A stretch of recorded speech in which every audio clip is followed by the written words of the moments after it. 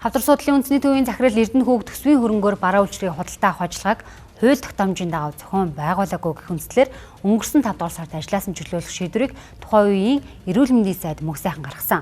Тэгвэл шүүхээс Эрдэнэхүйг ажлаасан чөлөөсөн шийдвэрийг хүчингүй болгож, ажилгүй байсан хугацааныхын цалин үлсийг нөхөн олгож, ажилд нь эргүүл томилох ёстой гэсэн байна.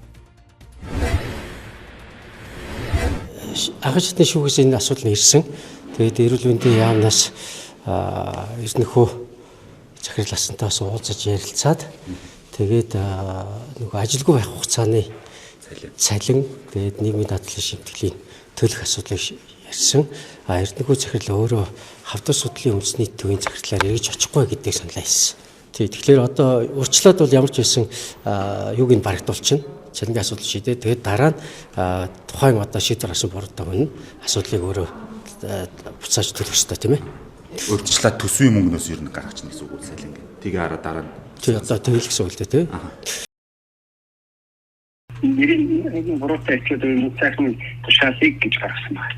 Миний нэгний даатгал төлсөн мөнгийг сүүлийн 3 сараар наваад унтчихын явуулаад яадаг нэг өдрийн дүнээр гаргах юм байна шүү дээ. Тэгээ нэг хэдэн өдөр ажиллахгүй байсан гэдгийг нь тооцож байна. Мөнх сайхан сайд энэ тушаалаа хүлээж авсан юм болов шүүхийн шийдвэрийг танилцуулагдсан байна. Мөнх сайхан сайд одоо сайд биш учраас хамаагүй л дээ. Тэг чи хариуцах тухайн хариуцагчийн төслөөр эрүүл мэндийн яам баггүй. Эрүүл мэндийн яамнаас хариуцагч болно. Харин тэр бороотой шийдвэр гаргасан энэ одоо мөнх сайхан сайдад хамаарч байгаа байхгүй.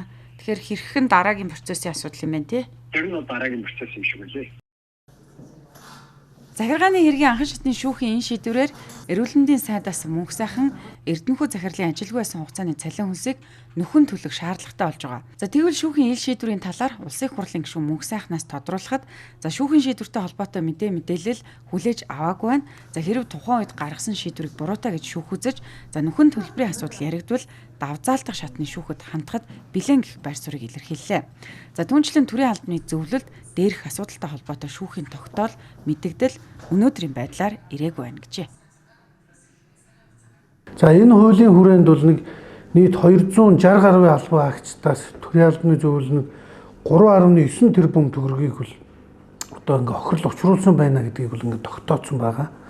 Үүний хүрээнд бол 180 орчим иргэн албан хаагчдаас нийт 1.1 тэрбум төгрөгийг бол одоо нөхөн төлүүлээд одоо төрийн дансанд төвлөрүүлсэн байгаа.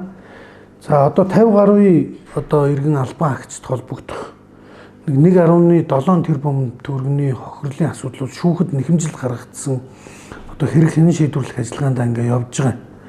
Энэ дээр бол одоо хэлэхэд бол энэ шүүхийн процессын ажил гэж бол маш удаан байна. Аюу удаан, энэ аюу хүндрэлтэй байдаг.